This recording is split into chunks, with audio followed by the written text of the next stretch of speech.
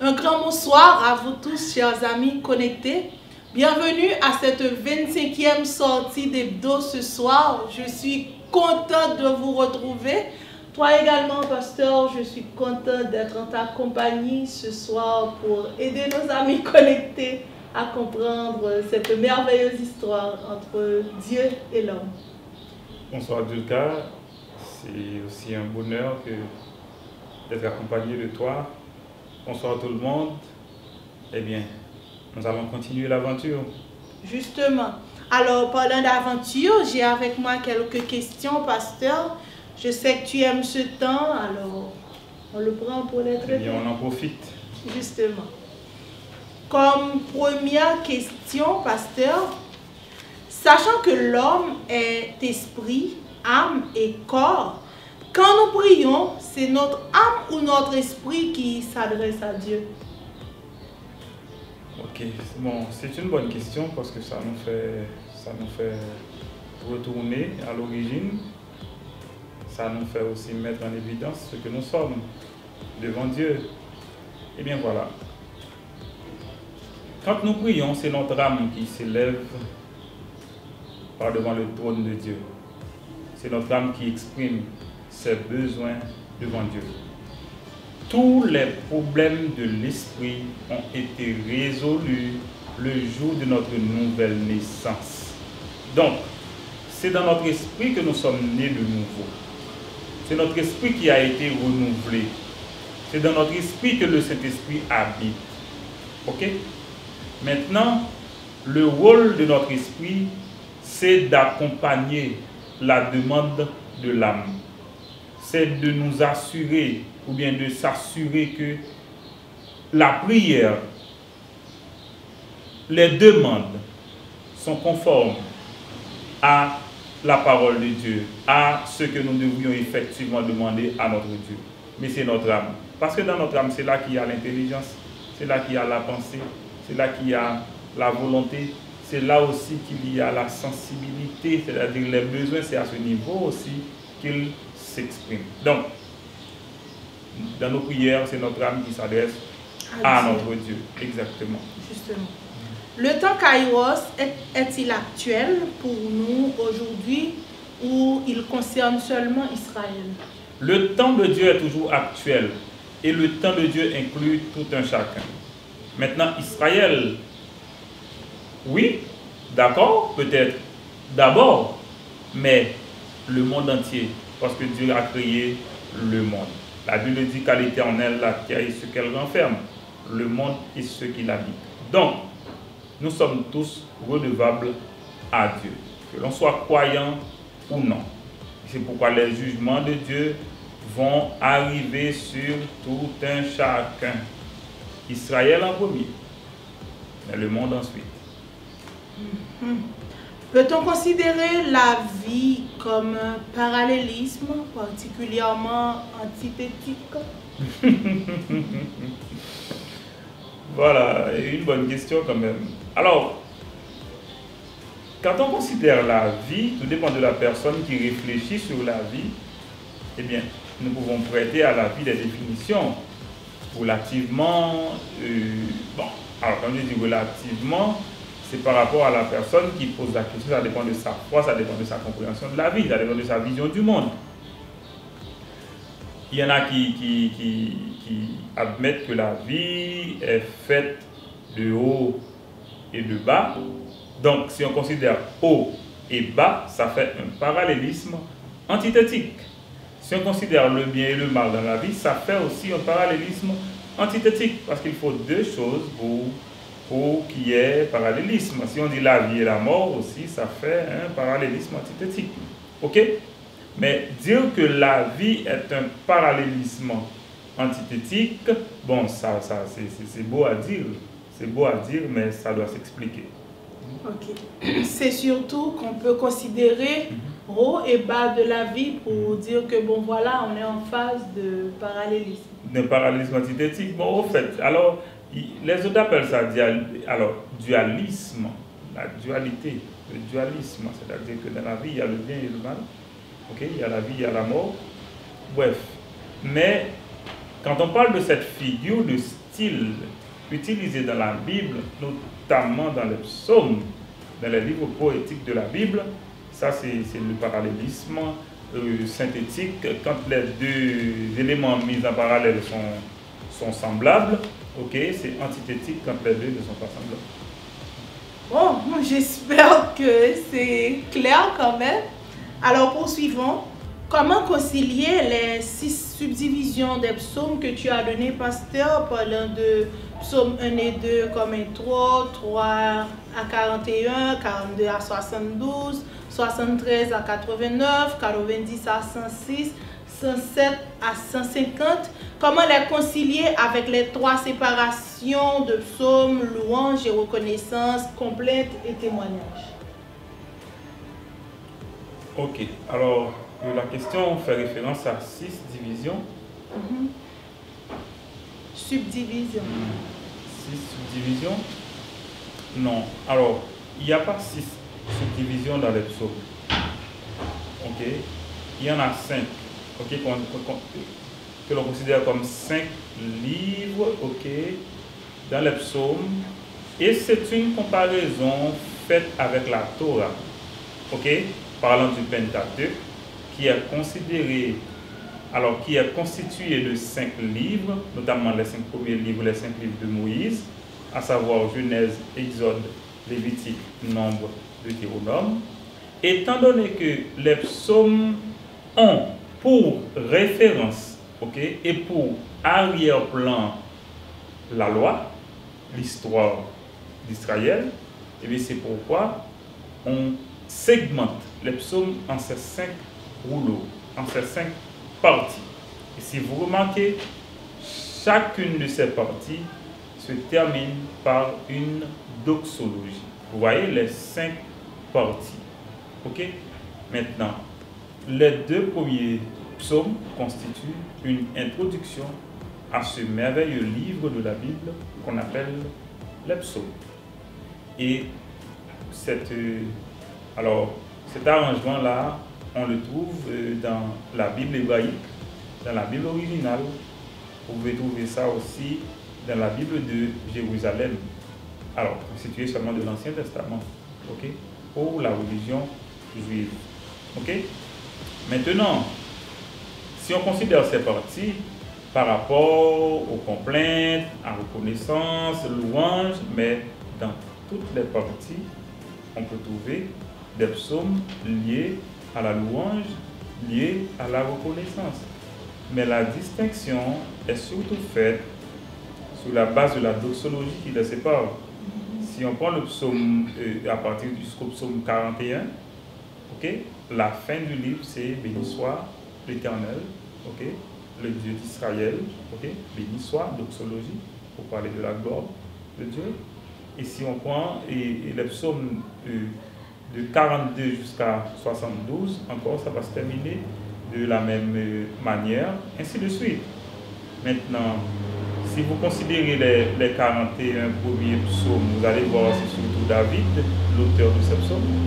Et à partir du psaume 42, vous voyez surtout, c'est les psaumes liés à la déportation à Babylone et au retour d'Israël dans ce pays, alors au retour d'Israël en Juda, à Jérusalem. Il y a beaucoup de ces détails-là qu'on peut considérer dans les psaumes, mais la séparation qui est faite, c'est surtout par la longueur du livre, ok?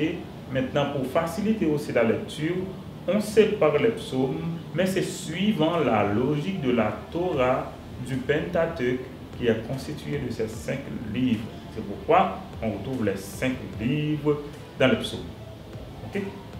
Parce que pour les Juifs, c'est comme une deuxième Torah, c'est comme une deuxième loi, les psaumes.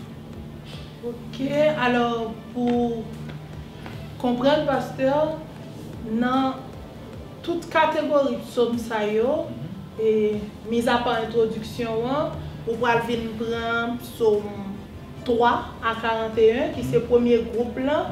Et côté signe qui montre que on a fait premier groupe là, c'est doxologie qui dit béni soit et le Dieu d'Israël. Et on va prendre un deuxième groupe là encore 42 à 72. On va trouver même signe qui marquait fin partie ça.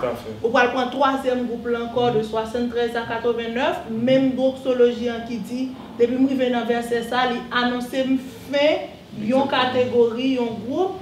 Et on va trouver li encore de 90 à 106, 107 à 150 qui finit. Maintenant, tout bloc somme ça m'a trouvé un mélange de psaume de louange et reconnaissance complète et témoignage. Dans tout, les mélangés, les pas classés suivant 3 et groupe ça. Parce que, alors, et le titre qu'on a eu, à savoir louange et reconnaissance complète et témoignage, c'est comme un titre qui résume l'ensemble du livre. Justement. Mais ce n'est pas fait sur la base des séparations des psaumes. Non. Ça veut dire dans tout psaume, m'a trouvé des psaumes qui parlaient de louange, reconnaissance, témoignage et complète. Et voilà. Les exemples sont clairs. Si tu prends psaume 8, okay, dans la première partie, si tu prends psaume 48, dans la deuxième partie, si tu prends quel autre psaume, peut-être, et si tu prends le psaume 67 par exemple, dans cette même partie, si tu prends 107, bon, si tu prends le psaume 100, c'est encore dans la quatrième partie, et si tu prends le psaume 150, 147, c'est quand on va lire le psaume face à qui somme courrier. Tout à fait. Suivant ça qui a dit là. Tout à fait. Eh bien, pasteur, on a considéré une dernière question pour moment ça. Peut-on utiliser les psaumes imprécatoires aujourd'hui sous la grâce? Merveilleuse question. Pourquoi? Parce que c'est une question qui mérite qu'on y prête attention. Les psaumes imprécatoires, ça veut dire que ce sont des psaumes utilisés pour maudire.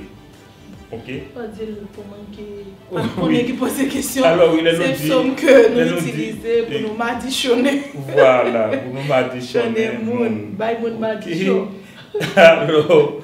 Alors, moi, ici, on t'a dit que, mes amis, je dis à personne ne va de madichonner.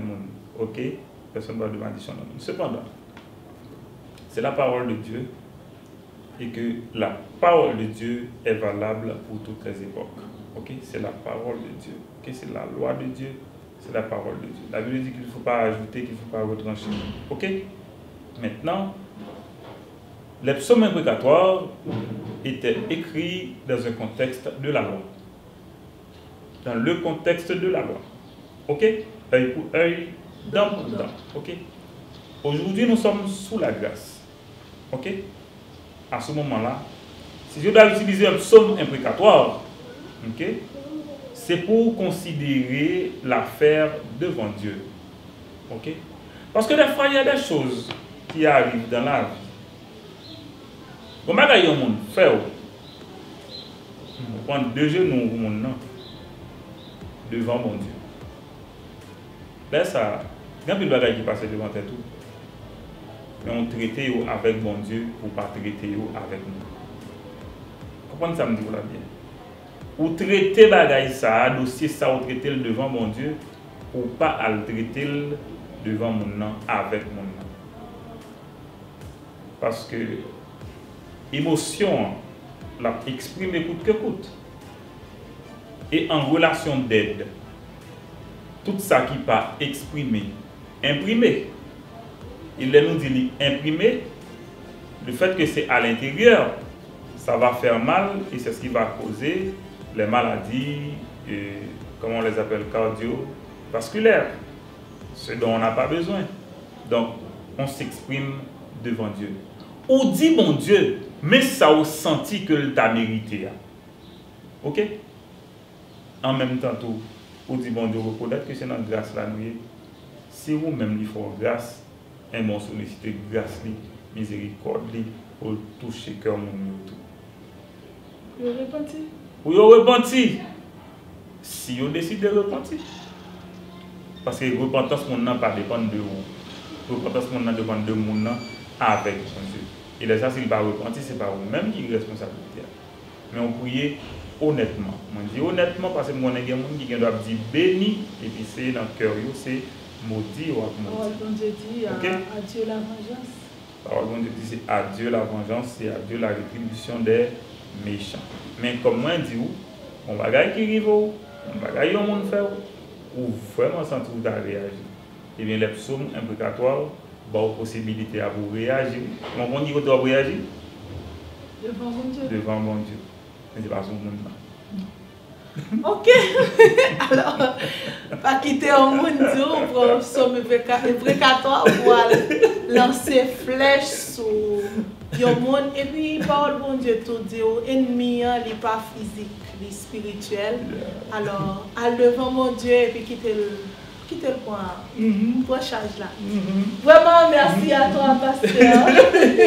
Merci. Alors, vous connaissez des parents qui utilisent le psaume imprécatoire contre les gens, notamment contre des jeunes qui refusent d'entendre, et puis parents les psaumes pour la petite là pour la menacer. Les amis, pas faire ça. À vous également, chers amis connectés, chers participants en quête de compréhension, j'aimerais vous dire que vous êtes pour nous une source d'encouragement. Merci.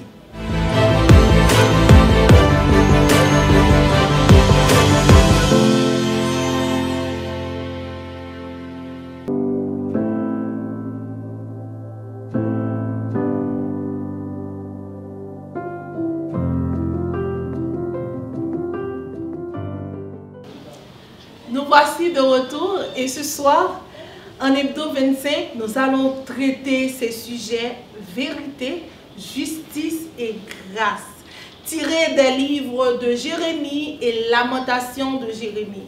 Encore une fois, je vous souhaite une bonne participation. Merci beaucoup, Dulka. Merci aussi à tous nos connectés qui nous ont accompagnés, n'est-ce pas, pendant déjà une bonne partie de l'aventure. Nous espérons vraiment que tout un chacun, nous sommes à ce même point. Et comme il est dit dans la Bible, au point où nous sommes parvenus, eh bien, marchons de même pas. Aujourd'hui, à cette séance, nous allons considérer les livres de Jérémie. Et le sujet vient d'être annoncé par Dulka, n'est-ce pas? C'est vérité, justice et grâce. Voilà, vérité, justice et grâce pour considérer les livres de Jérémie et de Lamentation et de ses lamentations. Voilà. Il y a une vérité qu'il faut comprendre, c'est qu'il y a un temps de formalisme qui doit passer. Parce que vous ne pouvez pas être là sur la forme tout le temps. Il faut vraiment qu'on passe à l'authenticité, il faut qu'on passe à la véracité, ok? Parce qu'on ne pourra pas faire semblant toute sa vie, ok? Eh bien, nous allons considérer les livres de Jérémie pour cet hebdo qui est hebdo 25. C'est-à-dire que nous avons déjà fait un parcours vraiment intéressant. Vous comprenez déjà et vous connaissez le plan d'hebdo. Intro, lecture biblique, prière, arrière-plan du livre, contenu, actualité, ok? Et enfin, conclusion. Voilà, amis. Grand bonsoir à tous et à chacun de nos connectés à l'heure de notre sortie d'hebdo. C'est une longue aventure avec le Seigneur, n'est-ce pas? À travers l'étude de sa parole. Personnellement, j'en profite beaucoup. Et toi, Dulka? Ah oui, moi également. J'espère que d'autres intéressés y prennent goût aussi, n'est-ce pas? Parce que la Bible dit que la parole de Dieu est une nourriture. Jésus a dit, l'homme vit de toute parole qui sort de la bouche de Dieu. Et Jésus a dit aussi, j'ai à manger une nourriture spéciale, laquelle accomplir la volonté de Dieu, faire son œuvre. Donc, étudier la parole de Dieu, c'est comme déguster un plat succulent dans la présence de notre Dieu. Voilà. Eh bien, nous sommes à notre 25e sortie d'hebdo. C'est ça? la prophétie de Jérémie pour faire référence au livre de Jérémie et ses lamentations. À notre dernière séance, nous avons regardé la prophétie de quelle prophétie? Ah, lapsus. La prophétie d'Ésaïe. Jugement et restauration pour réaliser que les royaumes de Juda et d'Israël étaient arrivés au comble du péché. Ce qui a poussé Dieu, le juste rémunérateur, à prendre des mesures de jugement pour pousser le peuple à la repentance en vue de sa restauration au temps convenable. Et bien voilà, dans la séance d'aujourd'hui, vérité, justice et grâce, nous allons considérer la prophétie de Jérémie pour attester la vérité de la parole prononcée par Dieu, fidèle à ses promesses, aussi bien qu'à ses avertissements. Si Dieu vous prévient que danger va arriver, il faut faire attention, il faut se repentir, comme il dit, c'est ce qu'on doit faire. Et pour ce faire, nous allons lire une portion d'écriture en Jérémie 29, juste avant de prier, pour entrer dans le contexte des livres de Jérémie et ses lamentations. On va considérer leur contenu et leur actualité. Voilà, Jérémie 29. Est-ce que Dieu pourrait nous gratifier une part de cette lecture? Nous allons lire à partir du verset 4, je crois. À partir du verset... Est-ce que c'est le verset 4, Jérémie? Allez, Jérémie. Merci. Jérémie, chapitre 29. Les versets 4 jusqu'au verset 14. Voici un message du Seigneur de l'univers, Dieu d'Israël, pour tous ceux qu'il a fait déporter de Jérusalem à Babylone. Bâtissez des maisons et habitez-les. Plantez des jardins et mangez ce qu'ils produisent. Mariez-vous, ayez des fils et des filles. Choisissez des femmes pour vos fils et donnez vos filles en mariage, pour qu'ils aient des enfants à leur tour. Devenez nombreux là-bas, ne diminuez pas. Travaillez pour développer la ville où le Seigneur vous a exilés. Priez-le pour cette ville, parce que votre bonheur dépend du bonheur de cette ville. Voici encore un message du Seigneur de l'univers, Dieu d'Israël. Ne vous laissez pas tromper par les prophètes qui vivent parmi vous, ni par ceux qui prédisent l'avenir. Ne faites pas attention à ceux qui veulent expliquer vos rêves. Ils disent qu'ils parlent de ma part, mais c'est faux, je ne les ai pas envoyés. Voilà ce que le Seigneur déclare. Voici encore un message du Seigneur. Quand le pouvoir de Babylone aura duré 70 ans, j'agirai en votre faveur. Je réaliserai la bonne promesse que je vous ai faite. Je vous ramènerai à Jérusalem. Oui, moi le Seigneur, je connais les projets que je forme pour vous. Je le déclare, ce ne sont pas des projets de malheur, mais des projets de bonheur. Je veux vous donner un avenir plein d'espérance. Vous ferez appel à moi, vous viendrez me prier et je vous écouterai. Vous me chercherez et vous me trouverez. Oui, je le déclare, moi le Seigneur, si vous me cherchez de tout votre cœur, je me laisserai trouver par vous. Je vous rendrai votre ancienne situation. Je vous rassemblerai de tous les pays et de tous les lieux où je vous ai chassés. Je vous ferai revenir ici, à l'endroit d'où je vous ai déporté. Voilà ce que le Seigneur déclare. Ça, c'est la parole de Dieu, pour attirer l'attention des Juifs, de Juda, de Jérusalem, sur la situation. Parce que, étant le peuple de Dieu, il y en a qui pensent que, voilà, on peut tout faire, et à ce moment-là, dès qu'on va se dire, oui, bon, nous sommes le peuple de Dieu. Pas comme ça. Les prophètes viennent dire aux Juifs que l'heure est arrivée, vous allez retourner chez vous. Jérémie est arrivé pour lire sa lettre, pour leur dire, écoutez, écoutez mon cap tout ça, mais ça, mon Dieu dit. C'est ce que Dieu dit, c'est ce qui se fera. Voilà. Est-ce que vous comprenez? Prions ensemble. Éternel notre Père, nous bénissons ton nom, nous te remercions, nous te rendons action de grâce pour cette occasion que tu nous donnes de nous rencontrer en ta présence avec les connectés pour étudier et comprendre ta parole. Au nom de Jésus, nous réclamons ta sagesse, ton intelligence, ton discernement pour nous faciliter la bonne compréhension de ta parole. Père, que ta grâce repose sur nous et que tu nous donnes de te glorifier en toutes circonstances. Au nom de Jésus. Amen. Amen. Amen. Voilà, nous sommes à Hebdo, n'est-ce pas? Et on est là pour comprendre le livre de Jérémie, okay, notamment Jérémie et ses lamentations. Voilà. Quel est l'arrière-plan des livres de Jérémie et ses lamentations? Nous devons considérer que Jérémie a exercé la prophétie pendant la période des rois d'Israël et je vais vous indiquer, je vais vous spécifier les rois. Ce qu'il faut comprendre, tous les livres prophétiques ont pour base et arrière-plan les livres historiques, notamment la période de la monarchie d'Israël.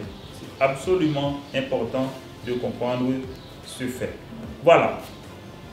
Vous vous rappelez le roi Ézéchias, roi de Juda, qui était un très bon roi, qui faisait confiance à Dieu, qui a fait réussir ses projets. Et si vous lisez les versets 3 à 5 de 2 Rois chapitre 18, vous pouvez voir facilement comment Dieu a fait prospérer le roi Ézéchias parce qu'il faisait confiance à Dieu. Je vous lis un extrait. Le Seigneur était avec lui et ainsi Ézéchias réussissait dans tout ce qu'il entreprenait. Ok. Nous pouvons nous rappeler cette grande victoire qu'Ézéchias a eue sur Sanchérib. Sanchérib qui était roi d'Assyrie à l'époque, qui voulait faire la guerre à Israël. Étant donné que Salmanasar, un ancien roi d'Assyrie, avait déjà détruit le royaume du nord, eh bien ce nouveau roi d'Assyrie a décidé qu'il élimine aussi le royaume du sud, parlant de Juda, parlant de Jérusalem. Mais ce n'est pas ce que Dieu avait dit. Ce n'est pas ce que Dieu avait dit. Et Ézéchias, impuissant par devant la grande puissance de l'époque, a fait appel à Ésaïe, le prophète, pour lui demander quel est le mot de Dieu. À ce moment, Ésaïe lui dit d'attendre. Ésaïe est allé demander à Dieu que répondre. C'est à ce moment que Ésaïe est retourné pour dire à Ézéchias, ne t'en fais pas. Dieu a déjà pris Sanchérib en charge. Et voilà que sur le chemin du retour, Sanchérib n'est pas rentré chez lui. Sanchérib n'est pas rentré chez lui. Alors c'est pour dire que Ézéchias faisait confiance à Dieu, Dieu l'accompagnait aussi. On peut se rappeler aisément la maladie d'Ézéchias. Il était malade, au point de mourir. Ésaïe est venu lui dire que tu vas mourir. Prépare tes affaires, mets de l'ordre dans tes affaires. Et Ézéchias de répondre, non, je ne peux pas mourir maintenant, Seigneur. Avant de laisser la cour, Ésaïe est retourné dire à Ézéchias que Dieu a ajouté 15 ans à ta vie. Alors c'est pour dire que Ézéchias était un homme considéré par Dieu. Le péché d'Ézéchias, c'était quoi? Son exhibitionnisme. Ézéchias a reçu une délégation de Babylone. Et qu'est-ce qu'Ézéchias a fait? Ézéchias a fait visiter son palais, tous les trésors du temple. C'est comme si Ézéchias s'est mis à nu par devant ses visiteurs. Juste après, Ésaïe est venu lui dire, Ézéchias, tu vois ce que tu as fait? Eh bien voilà, la génération d'après va payer ça, parce que tous ces trésors-là vont prendre le chemin de Babylone. Quelle a été sa réponse? c'était la réponse des plus négligentes. Il dit, au moins, royaume moyen en paix. C'est comme quelqu'un qui pensait à sa vie, à son règne, mais qui ne pensait pas à l'avenir. À sa tête. Ouais, elle m'a parlé d'Ézéchias. Au temps, ouais, je ne vais pas oublier le pays. Ok? Je ne vais pas oublier le pays. Et bien voilà. C'était une profanation. C'était une négligence de sa part. Un bon roi. Il n'était pas idolâtre. Mais son exhibitionnisme, sa naïveté, eh bien, ça a coûté à Juda, à Jérusalem, cette déportation aussi. C'est très important. C'est très important ce que je vous dis.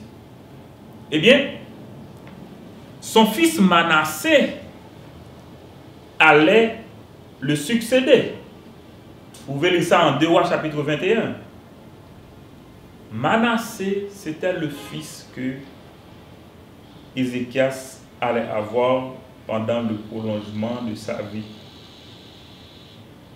Eh bien, vous savez, Manassé, il n'y avait aucun roi aussi méchant que Manassé à Juda.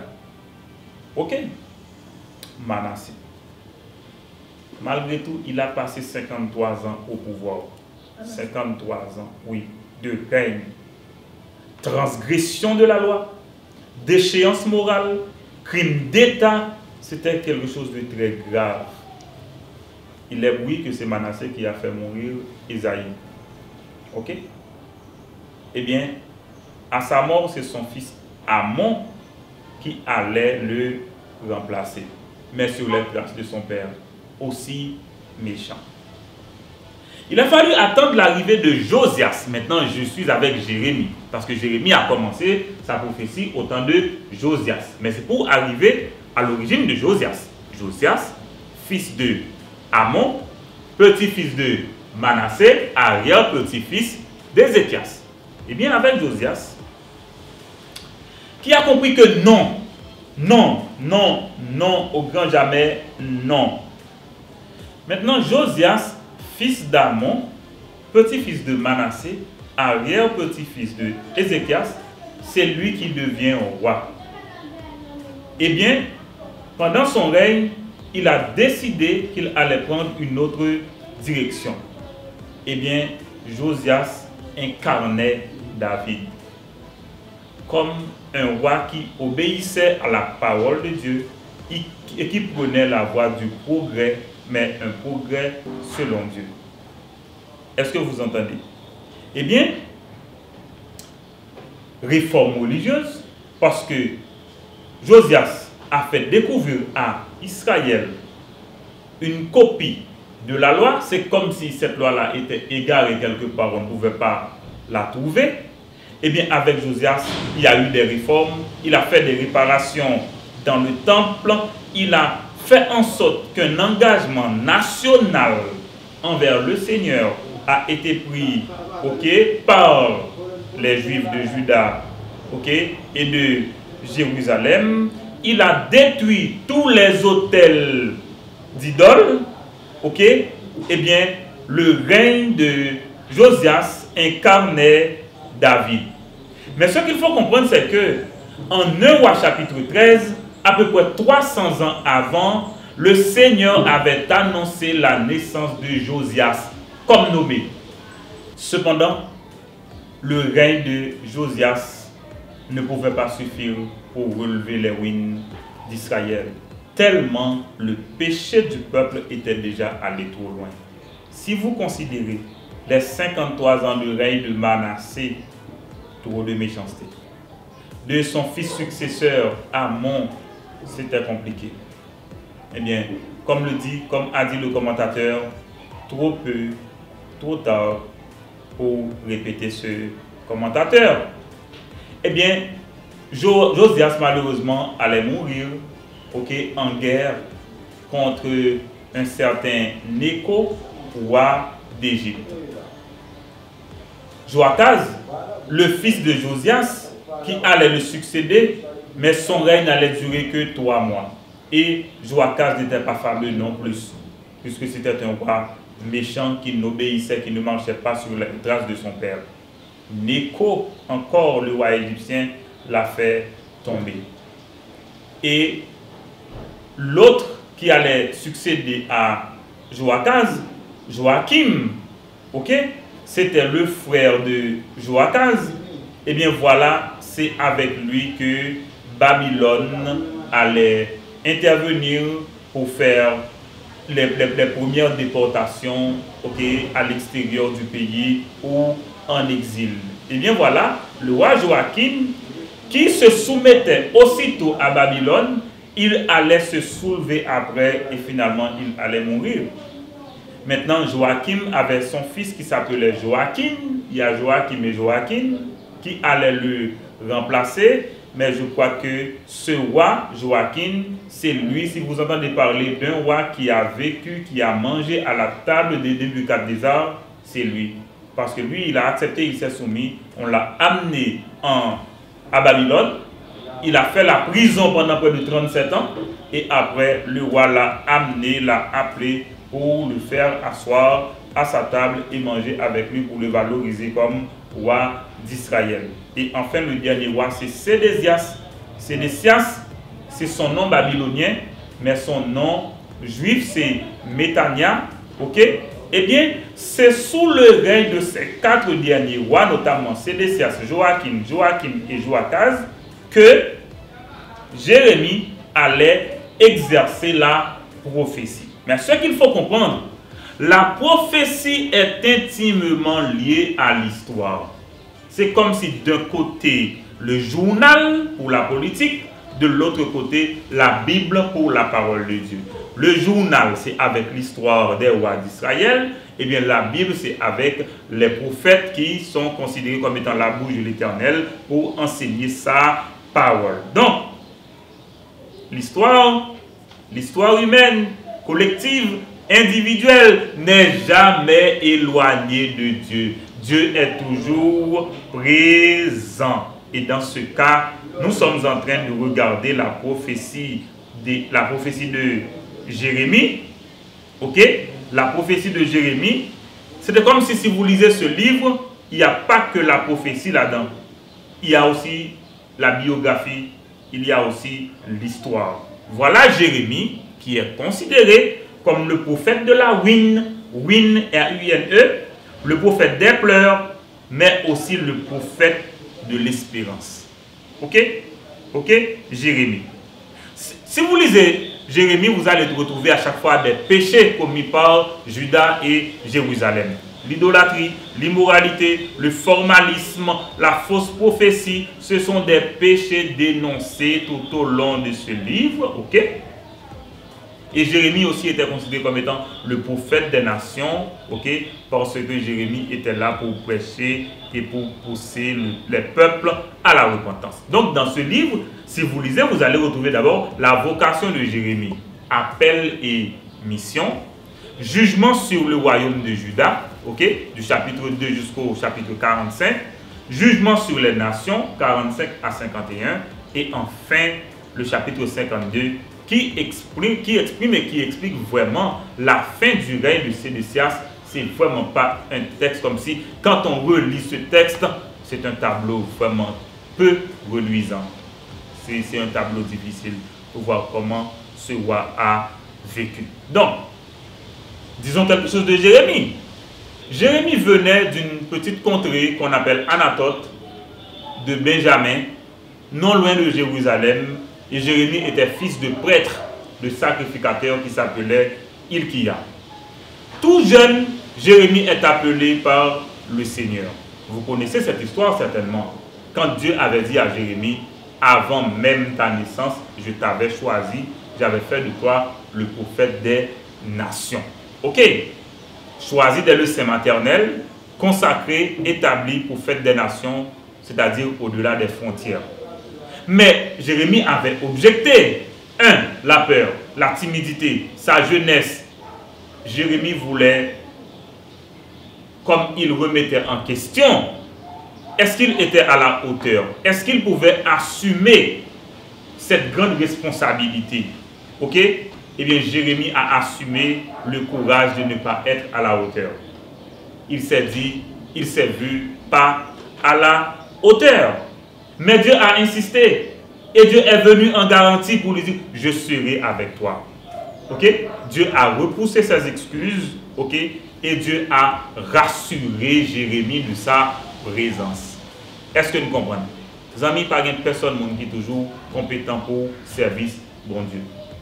Mais le bon Dieu présent avec vous, même si vous êtes faible ou fort. Est-ce que vous là? Voilà. Eh bien, un homme choisi pour rappeler au peuple de Dieu l'alliance conclue avec lui, pour avertir le peuple de Dieu du danger de la désobéissance et pour annoncer aussi la restauration découlant de leur repentance. Voilà pour le livre de Jérémie, ok, comme mandat, plusieurs éléments. Une branche d'amandier pour parler de vigilance. Vigilance, parce que Dieu veille sur Israël. Dieu promet son appui à Jérémie. Il parle aussi d'un chaudron bouillonnant, ok, comme une chaudière. Ok, c'est-à-dire, il y a une menace qui doit venir du nord, parce que les troupes de Babylone étaient prêtes à envahir le royaume de Juda. Mais comme mission complexe, la Bible dit que Dieu a assuré Jérémie qu'il sera toujours avec lui. Voilà, amis, pour la mission de Jérémie. Les plus facile, vous pouvez dire bon bagaille, comme si vous parlez, vous présentez, vous dites, vous belle, vous faites bien, vous encouragez. Mais lorsque vous prononcez jugement sur vous, comme prophète de l'Éternel, pour camper, tant pour Jean-Baptiste, pour dire, non, mais ça ne fait pas bon, et même aux conséquences qui peuvent arriver rapidement, je vous garantis, vous avez besoin plus que courage pour faire ça. Vous avez besoin de bon Dieu à vous. Ok? Maintenant, essayons d'entrer dans les détails. Parce qu'on a parlé de la vérité, de la justice aussi dans cette question-là. Remarquons bien. D'abord, reproche et avertissement à la maison de Jacob. Double péché. Ah oui, quand Dieu dit que vous avez commis un double péché, il faut remarquer ça. Au chapitre 2, le verset 13 d'Ulka, si tu pourrais gratifier une petite lecture, parce qu'on va essayer d'être bref. Au chapitre 2, le verset 13, pour comprendre quel est le double péché que le royaume de Juda avait commis. Allons. Mon peuple a commis une double faute. Il m'a abandonné, moi, la source d'eau fraîche qui donne la vie, et il a creusé des citernes. Mais ces citernes sont fondues, elles ne retiennent pas l'eau. Vous comprenez? Abandon de l'Éternel qui est la source d'eau vive, pour aller se creuser des citernes crevassées, des citernes qui ne peuvent pas retenir l'eau. Est-ce que vous comprenez? Et ça fait référence à la pollution spirituelle et morale, à l'apostasie, à l'idolâtrie. Faux espoir, par exemple, là, quand Juda devait compter sur le Seigneur et Juda maintenant va compter sur l'Égypte, Dieu dit, oh, vous allez refuge pour ça en Égypte. En Égypte, vous ne comprenez pas. Vous ne comprenez pas. Non, Égypte pas qu'à sauver tête li, parce que Babylone va le détruire et puis va chercher. Bon, ou pas bien chance. Ou pas bien chance. Bon Dieu, accusé d'infidélité, de prostitution, d'indifférence. Et le plus grave des péchés, c'est l'oubli du premier amour. L'oubli du premier amour. C'était un témoignage accablant contre Juda. Ok? Un témoignage accablant contre Juda. C'était la vérité. On ne pouvait pas contester avec Dieu. Voilà la situation. Parce que, qu'est-ce que ça veut dire croire? Quoi signifie faire confiance à l'amour de Dieu? À l'amour intarissable du Seigneur. N'est-ce pas? Mais quand vous n'êtes plus intéressé, quand vous voulez aller chercher refuge ailleurs, mais en qui vous croyez maintenant, eh bien, Dieu a vite fait de solliciter repentance, repentance, repentance. Mais hélas, au chapitre 4, Juda était déjà allé trop loin. Juda devait suivre son frère Israël, qui est déjà détruit par le royaume d'Assyrie. Et maintenant, c'est le tour de Juda. C'est le tour de Juda. Hélas. Si vous remarquez au chapitre 5, le verset 1er, Dieu le cas, si tu pourrais aussi gratifier cette lecture, vous voyez que Dieu cherche en Juda un homme, il dit qu'il n'a pas trouvé. Et c'est Dieu qui l'a dit. Allez partout dans les rues de Jérusalem, regardez bien, renseignez-vous, cherchez sur les places. Si vous trouvez une personne qui respecte le droit, qui cherche à dire la vérité, alors je pardonnerai à Jérusalem. Vous comprenez? Je pardonnerai à Jérusalem si seulement il y avait un seul homme de bien. Voilà l'accusation portée par Dieu contre Juda. Et ce qui est pire, c'est que Dieu a considéré, a comparé Israël, Juda à Sodome. Si vous continuez la lecture du chapitre 5, vous allez voir que Dieu a considéré que même Sodome n'a pas commis autant de péchés que Juda. C'était extrêmement compliqué. Et au final, Dieu a compris qu'il n'y a pas de porte de sortie pour Juda. Ce qui est difficile, c'est quand on considère le chapitre 7, quand Dieu dit même pas les religieux, même pas ceux qui se disent religieux, parce qu'ils vivaient dans une inconscience et ils ont aggravé la situation. Mais quelle est la vraie sagesse d'après Dieu? Jérémie 9, versets 23 et 24. Julka, accompagne-moi pour qu'on puisse aller un peu plus vite. Voilà. Ok? Quelle est la vraie sagesse? Jérémie chapitre 9, versets 23 et 24. Allez. Si quelqu'un veut se vanter, qu'il se vante d'être assez intelligent pour me connaître. En effet, moi le Seigneur, je travaille pour établir la bonté, le droit et la justice sur la terre. Oui, c'est cela qui me plaît. Voilà ce que le Seigneur déclare. Le verset 24, le Seigneur déclare, le jour vient où j'agirai contre tous ceux qui sont uniquement circoncis dans leur corps, les Égyptiens, Judéens, Édomites, Ammonites, Moabites, et les habitants du désert qui se rasent le visage sur les côtés. En effet, tous ces peuples ne sont pas vraiment circoncis et les Israélites eux-mêmes ne sont pas circoncis pour moi, le Seigneur. Alors, la première chose, c'est que Dieu précise la sagesse, c'est quoi? Connaître Dieu. Connaître Dieu. Si vous êtes sage, votre sagesse doit vous conduire à Dieu, parce que c'est Dieu qui est là pour établir la justice. Cependant, l'inverse, c'est ce qu'on pratique sur la terre, incluant Juda, Égypte et donc tous les pays. C'est pourquoi Dieu les condamne ensemble. Dieu les condamne ensemble. Au final, Jérémie tombe en pleurs et en intercession. Et c'est là que j'appelle le prophète citoyen. Le prophète citoyen. Dieu a conclu que c'est une rupture d'alliance. C'est une rupture d'alliance. Et au final, le peuple va réagir contre Jérémie. Le peuple va réagir contre le prophète. D'abord, Jérémie qui pleure. Il se complaint. Mais quelle était sa complainte? La question c'est, pourquoi la voix des méchants est-elle prospère? Vous vous rappelez cette question que les fils d'Asaph avaient posée aussi à Dieu? Et jusqu'à quand ce deuil? La réponse de Dieu est claire. La réponse de Dieu est claire. Rien ne peut empêcher ce jugement.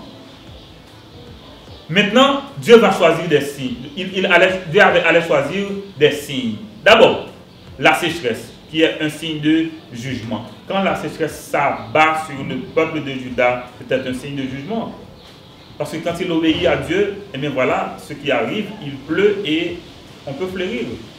Mais en cas de désobéissance, c'est la sécheresse. Aussi, jugement inéluctable. On ne peut pas éviter ce jugement. Malgré l'intercession de Jérémie, c'est ce qui va arriver. Vous savez ce que Dieu avait dit à Jérémie? Le célibat du prophète. Le célibat, le célibat, le célibat. Un signe prophétique. Jérémie, bon Dieu dit Jérémie dans le chapitre 16 là, mon cher, quand ça me conseille, ou pas marier, ou pas gagner ni petite fille ni petit garçon dans le pays ça. Parce que ça qui peut arriver à grave et archi grave. Alors j'ai ma soeur, elle était jeune, qui m'avait posé la question. Parce que écoutez, j'ai lu en Jérémie que mon Dieu dit à Jérémie pour ne pas marier, pour qu'elle ne gagne ni petite fille ni petit garçon. Est-ce que ça veut dire que pour ne pas marier? Mais tout jeune aussi, je dis non, fais-moi voir le passage. J'ai lu avec elle pour lui dire non. Bon, Dieu dit Jérémie, attention pour ne pas le marier dans le pays, ça, ou à le faire petite fille avec petit garçon, non tête qui parle maudit comme ça. Ok? Mais ce n'est pas dire le dit pour personne ne pas marier, pour personne ne pas une petite. Autrement, Dieu, car même, on est, il faut pécher ça, notamment le transgresser là, ok? Il n'est pas table pour nous. Ok? Et, bon Dieu continue à accuser le peuple là. Pour dire, cœur nous tortueux et nous vouer à la perdition, parce que nous pas confiés dans bon Dieu. Il y a une seule manière d'être verdoyant, c'est de se confier en l'Éternel. Parce que maudit soit l'homme qui se confie dans l'homme, mais béni soit l'homme qui se confie en l'Éternel. C'est ce que la Bible dit. Aussi, Jérémie va considérer un autre signe, la maison du potier, un signe prophétique pour inciter à la réforme. Ok? Et ce qui est pire, c'est que au chapitre 20, on va persécuter Jérémie. Mais persécuter le prophète ne change rien. Repentez-vous pour être restauré. Persécuter le prophète, à quoi ça va aboutir? Vous allez augmenter votre peine. Mais repentez-vous pour être restauré. Et finalement, Dieu va prononcer son jugement sur ces 4 derniers rois de Juda. Si vous lisez les chapitres 21 et 22, vous allez voir ces jugements, c'est-à-dire tous les rois, incluant même Josias, le bon roi, mais à cause du péché de son grand-père comme roi, à cause des ruines qu'il a laissées, voilà, lui aussi, il est passé parmi la foule, bien qu'il incarnait le roi David. Mais là, Jérémie va parler du germe de l'Éternel, le rejeton, le Messie qui va rassembler le reste des brebis d'Israël. Mais là, Jérémie va parler contre les bergers. Il dit, bon, nous-mêmes qui religieux, nous-mêmes qui sacrificateurs, nous-mêmes qui disons nos prophètes, c'est nous qui avons menti. Nous n'avons pas ça. Bon Dieu dit, le peuple va aller en captivité à Babylone et nous dit, c'est pas vrai. Ah, eh bien, ok, d'accord. Et Jérémie vient, il dit, m'a précisé pour nous, 70 ans, oui, on va le passer. Il dit, c'est vrai que bon Dieu a bien pour juger toute nation qui a puni Juda. Parce que la vérité est que, il n'y a pas mieux. Il n'y a pas mieux. Il y a un instrument de jugement, mais il n'y a pas mieux parce que l'instrument de jugement sera aussi jugé. Par contre, c'est notre établissement là. Même l'instrument de jugement sera aussi jugé. Ok? Les jours, encore signe prophétique. Les jours, c'est-à-dire que l'esclavage, c'est pour ça que bon Dieu recommande, soumettez-nous à Nebuchadnezzar. Soumettez-nous à Nebuchadnezzar.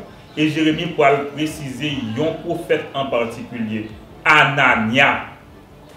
C'était un faux prophète. Et parce que il vient mentir, la Bible dit qu'il mourit pour ça. Comme faux prophète. Vous entendez? Comme faux prophète. Il vient faire mentir, il mourit pour ça. Et c'est là, passage de saute les Romains, non, chapitre 29 là, c'est un message de Dieu aux exilés. Parce que Guillaume Bouki qui est allé en captivité.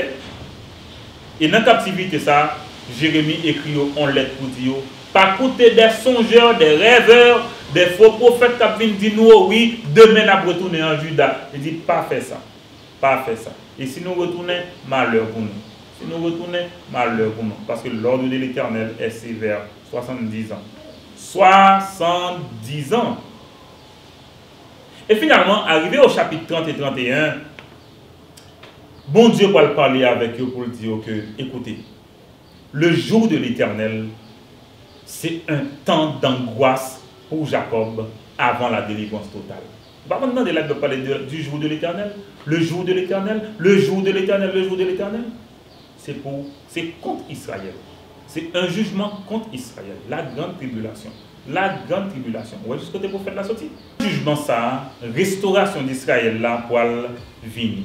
Et c'est là bon Dieu parlait de une alliance nouvelle qui est différente de la nouvelle alliance, ok, de la nouvelle alliance en Jésus-Christ. L'alliance nouvelle pour Israël, c'est l'alliance qui va être liée après la grande tribulation, côté que le peuple là va venir retourner, venir bon Dieu encore, côté un tiers parmi Israélites va rentrer dans le royaume. Ça c'est une nouvelle alliance pour le peuple ça. Une nouvelle alliance qui lie nous avec Jésus-Christ là, c'est dans l'autre bagaille. On ne va pas mélanger bagaille. Ok? Il y a un signe prophétique tout. Il y a l'autre signe prophétique.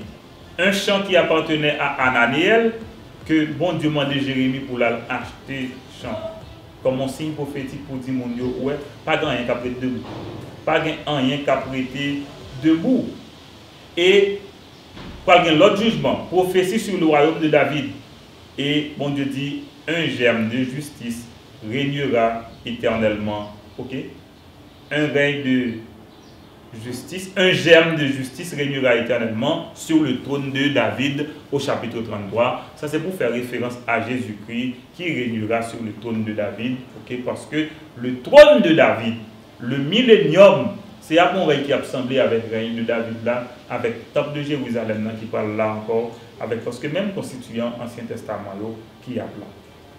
Et maintenant, parle d'un message pour le roi Sédécias. Sédécias, c'est le dernier roi quand il parle aller encore en captivité, monsieur parle mourir drôlement. Mais Jérémie était clair avec lui. Tu mourras sous les mains de Nebuchadnezzar. Clair. Prophète là pas non, je veux non. Lis tout ça qui va arriver. Jérémie 34. Et aussitôt désolation, désolation. Et désolation, ça nous connaît à cause de qui ça? Méchanceté, méchanceté, méchanceté. Et c'est là, dans le chapitre 35, là, ma petite à regarder, il y a un jugement à contresens. Bon Dieu dit Jérémie, où est toute prophétie ça? Écris-le dans un livre. Si vous n'êtes pas capable de demander Baruch pour l'aider, un assistant Jérémie, comme un secrétaire, demandez pour l'aider, pour que écrit ça servir de témoin. Vous comprenez ça arrivé? Livre la fin écrit, il a présenté comment Joachim connaît livre là écrit, vous comprenez ça le fait? Il fait porter le pour lui, demander qui ça là-dedans. Il a expliqué carrément, il prend, il déchire, il brûle. Il brûle. Et aussitôt, il convoquait un entretien avec le roi Sédécias. Alors, il convoquait un entretien avec Jérémie pour demander Jérémie, ça va passer, pour qui ça. Jérémie dit, ou bonne chance, oui. Ou bonne chance, plutôt, pour aller soumettre à Nebuchadnezzar. Parce que moi, je regrette ça pour vous. Malheur arrive. Et je n'ai pas besoin de dire, malheur arrive, le vrai. Malheur arrive, le vrai. Ok? Entretien avec le roi Sédécias. Ok? Mais il pas de Jérémie. Et aussitôt, il y a une nouvelle invasion. Nebuchadnezzar vient emporter ça qui était resté. Il vient emporter ça qui était resté. Et c'est là que nous parlons de Jérémie, vraiment était le prophète des nations. Jérémie va subir plusieurs injustices parce qu'il va arriver en l'air seulement tellement envie de tuer monsieur. Il va la gueule dans un citerne parce qu'il veut tuer. Mais quelques monde vient dire waouh, pas quitter malheur ça arrive dans les. Alors c'est Michel Soukar qui t'a parlé avec qui t'a parlé dernièrement. Côté que l'a dit les démesvars de l'homme, les présidents haïtiens devaient tuer monsieur. Et puis qu'on femme vaillant qui a le code président qui dit président. Démesvars n'importe qui pays t'as un citoyen comme ça, tu t'as enchéri. Pas aucun président dans aucun pays t'a tué monsieur. Au côté mon à côté où yo cap tuer monsieur. Mais l'histoire va retenir que c'est toi qui a fait couler le sang de Démesvars de l'homme. Il y a un intellectuel de grand calibre comme ça. Côté le monde a encouragé. Et puis vous comme président, vous gagnez dans le pays, vous tout. Mais c'est ce qui est arrivé. On vient dire au roi, ne fais pas ça parce que si vous faites ça, son double péché pour tuer Jérémie. Parce que Jérémie c'est un prophète. Et voilà comment il va quitter Jérémie. Jérémie pas mourir. Et aussitôt, en pile anarchie dans Juda, groupe monde qui rete yo, yon pas tuer l'autre. On dit bah l'autre pour déplacer, on va déplacer sacré yo, yon pas tuer l'autre. C'est grave, c'est archi grave. Finalement, on fait le reste qui était quand même qui va implorer l'Éternel. Mais yo demandé Jérémie, bah il nous conseille pour nous connaître qui ça pour nous faire. Les bons Dieu parler avec eux. Yo pas attendre. Yo pas attendre, yo décidé de descendre en Égypte. On Dieu dit wow, si nous descendons en Égypte, l'Égypte nous parle descendre en Égypte. Babylone nous parle pour Égypte tout, même gens pour nous et puis nous parlons en Égypte. Et finalement, c'est ce qui va arriver au chapitre 44. Jérémie va prononcer jugement sur l'Égypte. Effectivement, le roi de Babylone, Nebuchadnezzar, allait assiéger aussi l'Égypte. Et enfin, au chapitre 45, c'est Baruch, le secrétaire de Jérémie, qui est prévenu pour lui dire de faire attention. De faire attention. Et pour nous continuer, pour nous capables de terminer, c'est que malheur sur l'Égypte. Malheur sur l'Égypte maintenant. Malheur sur l'Égypte, mais maintenant. Mais Jérémie a annoncé la délivrance de Jacob, la délivrance de Juda pour l'avenir. Pour l'avenir. On va citer quelques pays pour la Philistie, la Phénicie, Moab, Ammon, Édom, Damas, Kédar et Hatzor, Elam, Babylone. Jérémie dit nous, tout bien pour juger. Jodia, c'est vous qui avez puni Israël, pas de problème. Mais nous, tout bien pour juger. Et au final, au chapitre 52, si vous voulez après des détails, que c'était pour son résumé historique, ok, oui, ça en appendice, un petit résumé, ok, qui va au détail comment ça finit, notamment sur Sédécias, comment il va mourir sous les mains de Nebuchadnezzar, ok, avec chef de l'armée Lia. Ok. Mais là, nous lisons Jérémie, ce n'est pas seulement le livre du prophète Jérémie qui était écrit. Jérémie, c'est un livre que l'écrit tout, que nous relèvons les lamentations. Et bien, lamentation, ça, c'est le prophète en pleurs. C'est un prophète en pleurs. Alors, Voltaire a écrit un poème, vous savez. Vous le savez-vous pourquoi Jérémie a tant pleuré toute sa vie?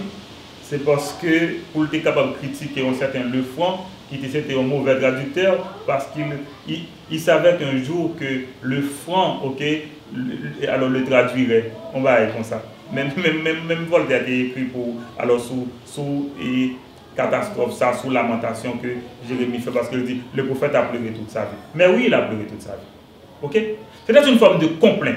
Un moyen aussi pour gérer ses émotions, pour en parler. C'est comme si c'était pour exprimer son incompréhension et lui écrire des acrostiches. Si vous lisez les 5 chapitres de Lamentation de Jérémie, ou après, à l'exception du chapitre 3, tout l'autre chapitre, il y a 22 versets. Tout il y a 22 versets. Et vous commencez avec des lettres de l'alphabet hébraïque, ok, pour exprimer acrostiche là. Vous avez écrit acrostiche de l'école? Oh! Oh! J'avais fait ma vie, non? Je ne vais pas faire pour vous. Mais je vais fouiller dans les papiers, ok, parce que je ne vais pas jeter papier, ok? Je ne vais pas jeter papier. Et bien dans la lamentation de Jérémie, c'est vraiment 5 chapitres qui viennent là-dedans, acrostichio, et c'est seul chapitre 3 qui a une longueur qui est différente, tout le chapitre gagne 22 versets. Nous voyons d'abord c'est le deuil et l'humiliation de Jérusalem. Dans le chapitre 1, la solitude, l'exil, la gloire perdue, la justice divine, parce que vous êtes conscient de mal privé aussi, parce que justice, mon Dieu, a battu. La chute d'Israël, qui est conséquence de son apostase, c'est-à-dire qu'il a abandonné, mon Dieu. La colère divine, les murs sont tombés, la peine, la fausse prophétie. Israël devient la risée de tous. C'est un jugement contre Israël. C'est ça, Jérémie a crié dans la lamentation. Il continue. Le peuple est meurtri, désolation et impuissance, parce qu'il n'y a pas qu'à faire rien contre ça. De l'espoir dans le désespoir. C'est grave. Autocritique et confession. Au fond de la prison. Jérémie est en prison, tout. Le siège de Jérusalem, comment Nebuchadnezzar venu emporter et trésor et toute bagaille et tout le monde captivité. De calamité en calamité, c'est comme la descente aux enfers. Waouh, le pays est comparé à Sodome, tellement le pays a détruit. Attente vaine, parce que un prophète qui vient dire oui, tant nous va le délivrer. Bon Dieu dit non, 70 ans. 70 ans. Et finalement, le prophète l'a révélé, miséricorde. Appel à la miséricorde de Dieu au chapitre 5. Non l'esclavage, sans secours sur la terre, l'injustice. Finalement, Jérémie dit, il y a l'injustice, mon Dieu, à l'attendre. Aie pitié de nous, Seigneur. Aie pitié de nous, Seigneur. Des pleurs et des pleurs. Mais, on regarde qu'on y a là. Quelle actualité on livre comme ça? D'abord, appel à la raison. Appel à la raison. Ô Israël, ou pas qu'à abandonner pour aller fuir à l'Égypte. C'est ça, bon Dieu dit, oui, dans le chapitre 2, verset 13 là. Ou pas qu'à faire comme ça. Et puis ça me met dans le chapitre ça, tout qu'on nous connaît, c'est Jérémie 29 là. Même en exil, vivez comme un bon citoyen. Même en exil. Bâtissez, mariez-vous. Ok? Mariez aussi vos enfants, etc. Et puis, il y a une différence entre une alliance nouvelle et la nouvelle alliance. Une alliance nouvelle, c'est pour Israël avec bon Dieu. Bon Dieu signe un nouveau contrat ça avec eux pour que vous allez dans le millénium. Mais la nouvelle alliance qui concerne la grâce, qui concerne nous, sont l'autre alliance parce que c'est une alliance inconditionnelle. Ok? Bon, je vais dire un peu sur lui, je vais une question. Ok? Le prophète Jérémie, c'était un prophète citoyen. Parce que le peuple est en danger, ça fait le crier. Il n'est pas seulement été là pour la comprendre, pour jouer mon non, mais ça fait le mal parce que lui-même tout, il connaît que c'était juif. Donc, par exemple, le monde l'a oublié, si c'est haïtien, il y a mis de bâton comme si Haïti est capable de détruire, même il a survivre. Ou pas de chance ça. Mais sauf que c'était un citoyen, mais il était raisonnable. Parce que le clair sur le péché nous a conduit nous à la mort. Et puis il écrit le témoignage. Jérémie écrit un livre carrément et puis voir comment les Joachim décide de déchirer le livre là. Le livre de Jérémie, son livre que monsieur déchiré. Mais bon Dieu dit Jérémie, pas occupé. Mandez pas où, vous commencez. Réécrire encore. Ça nous gagne dans la Bible, son deuxième écrit parce que Joachim était déchiré première. En conclusion, les amis, qui sont comprendre? Toutes les prophéties que c'est comme ça, les amis. Bon Dieu annonçait jugement par rapport à ce qui passé dans l'histoire là. Effectivement, jugement bon Dieu a privé. Mon compte qui ça le dit? Sous repenti, la bas restauration, la bas libération. Haïti, il n'est pas trop tard. Haïti, il n'est pas trop tard. Mes frères et mes sœurs croyants en Jésus-Christ, il n'est pas trop tard pour nous intercéder en faveur du pays. Parce que bon Dieu dit nous, bonheur nous dépend de bonheur pays. Voilà pour Jérémie et ses lamentations. Un prophète citoyen.